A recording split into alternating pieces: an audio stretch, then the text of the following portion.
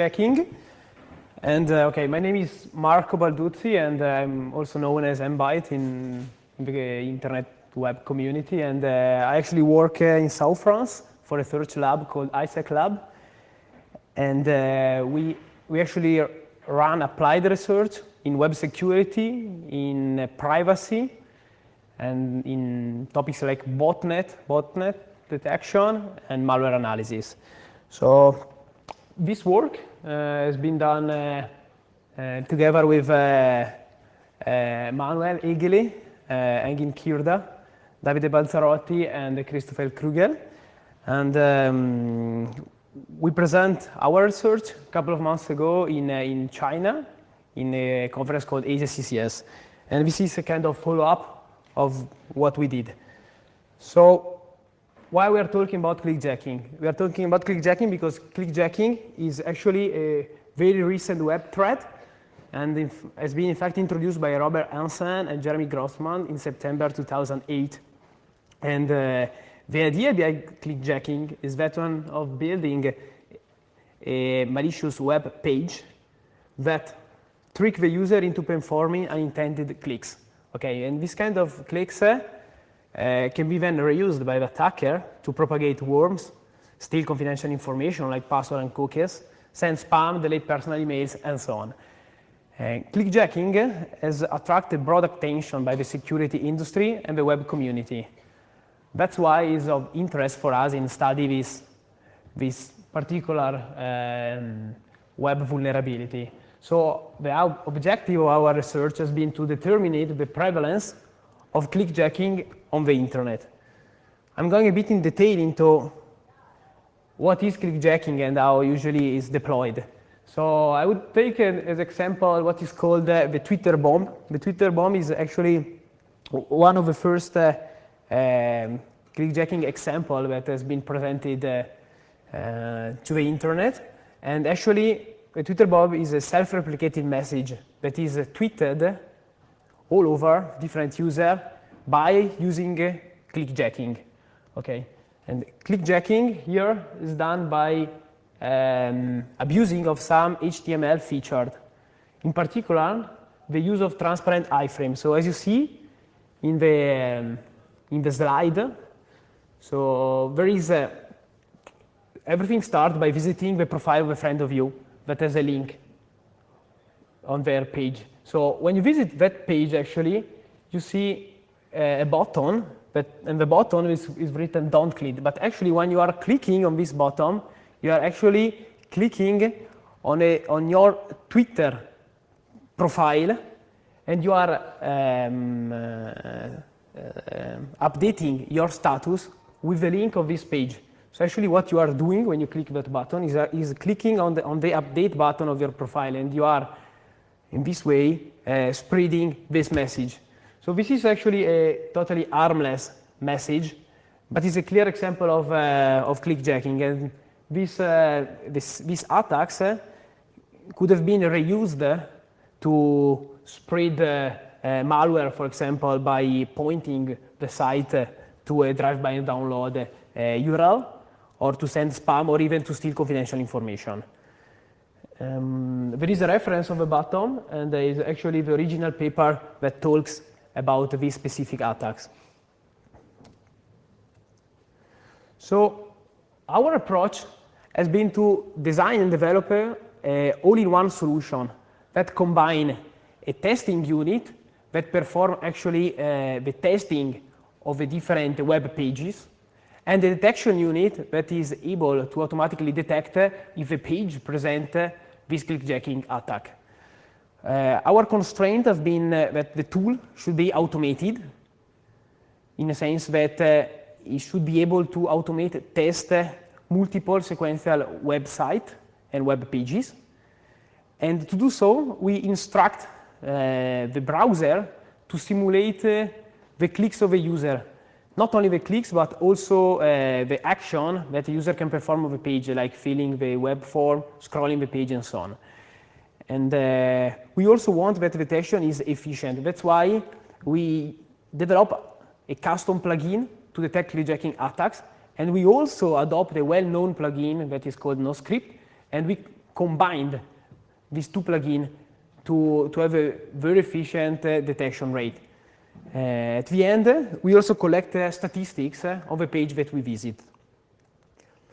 So our idea is basically to have, as I say, to have a testing system combined with a detection system.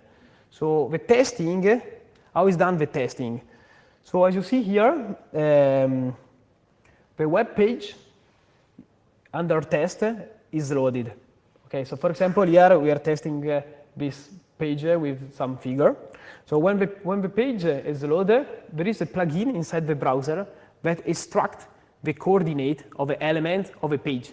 So you have the coordinate, for example, of links, the coordinate of forms, and the coordinate of the image. Okay. In case of image, we actually split this coordinate to have a higher resolution. Then these coordinates are passed to a library that actually work with a graphical system of Unix, what is called Xorg. And this library physically moves the mouse, the cursor of the mouse, all over the screen and clicks. Why we did so? We did so because we want that the click is generated by the graphical interface and not generated by JavaScript events. In fact, at first we were thinking to use automated tools like Selenium that are actually being developed to do this task. But the clicks that are generated by that tool are JavaScript clicks and are not really real clicks. Instead, to test for a clickjacking attacks, we should be able to generate clicks from a higher interface in a way that when the click arrives to an element that is not the element that the user is intended to click, in that case, there is a clickjacking attack. So just to come back to our example here, what we did, to summarize, we extract the element of the page, then we send this coordinate to the graphical interface, we move the mouse, we scroll the page, we fill up the form, everything, and then we interact with the page. At the moment when we interact for the page, suppose we are clicking, as you see here, that links that said tool information. So when the tool click there, if this page would have presented an attack, a clickjacking attack, for example, here you can see that there are some message on top of a page. That message are coming from a Gmail account. So this is an example of attack where Gmail is clickjacked by using that page.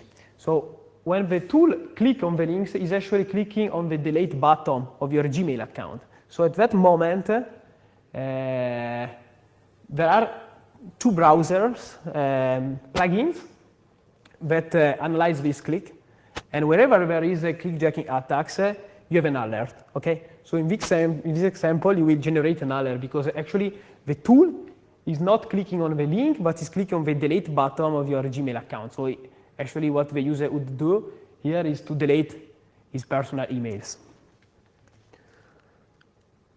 So this is the tool we design and we develop. And to test it, we ran a set of experiments. What we did as first was to validate the tool on 5 different clickjacking cases. And then we collect a set of data that then we fed into a crawler. Okay, so at the beginning, we collect about 70,000 unique URL and to be tested. And which kind of URL we used? We used the popular sites because we want to test sites that are popular and that users usually surf on, so like Google, Facebook, and so on. So we took the top 1,000 Alexa sites. Then we used the 20,000 MySpace public profile because we believe that social networks are an appealing playground for hackers, at least in the last years. And then we queried the Google and Yahoo for malicious keywords in order to have a possible list of malicious sites. Then we extract URL from an internet database called Fish Tank that provide a list of URL that are used for phishing. And the same has been done with malware domains, that is site that provide a list of domains that are used for spread malware. And finally, we assess our Anubis tool database. So in our lab, we have this tool called Anubis that we used to do analysis of binaries. This tool is freely available on the internet, so a lot of software houses and a lot of people send us malwares. So what we do, we analyze these malwares and then we keep the log. So we used this log to extract the list of domain that can be possible malicious. So all this set of sites has been fed into the crawler. The crawler visits this page and extracts a lot of other pages that are linked.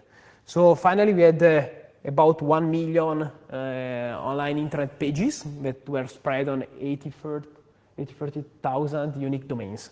And I think it's a good base of sites. Then what we did with these sites, we wanted to test it. So since they are pretty much, we set up different virtual machines. And by installing this tool on all virtual machines, we were able to scan these 1 million sites in about 2 months. That means that we were able to scan about 15,000 pages per day. And the results are that 92% of this page embed the content, while the other 8% of the page maybe they were not accessible or they didn't contain any clickable content. And at the end, our tool performed something like 143 million of clicks. And of all these pages, we have some statistics about the frames. Why we collect statistics on frames? Because clickjacking usually is deployed by using transparent iframe. We want to know how many sites has transparent iframe and how many sites have frames in general. So it came out that about 3% of the sites has standard frames, while about 1/3 of them use iframes. So iframes are really used on the sites nowadays. By the way, only 0.60% of them were transparent. So just for this statistic, you can already see that probably clickjacking is not so used because only 16% of the pages contain transparent iframes. But let's see. So we have here I'm going to discuss the result of our testing over these million sites. So actually, we identified, as you see here, 2 real-world clickjacking attacks out of the million. And the first one is actually a click fraud, in where the clickjacking has been used to trick the users into clicking on a transparent iframe that contains a concealed banner. In that way, when the user was interacting with the page, he was actually clicking on a banner, and this banner was bringing money to the attacker. The other case we found was the Twitter attack I showed you at the beginning. And I want to say that now Twitter is not anymore attackable because it implements an anti-clickjacking defense. And actually, this defense I will talk later is a JavaScript code that detects whenever the page of Twitter is iframe. And when it's iframed, the Twitter does not render. So it comes with a white page. I have to say that finally we analyzed manually these attacks that we found, and both of them were posted on security-related site. So maybe were example, but we were not aware of them, and we detected automatically. So this proves that the tool works, but in another way that not many clickjacking pages have been found. Regarding the false negative, we had about 130 alerts up of a million for ClickIDS and more than 500 for NoScript. So for NoScript, we categorize 3 different kinds of false positive. The first one are a pop-up that appear in response to a particular event. In fact, when we move the mouse automatically,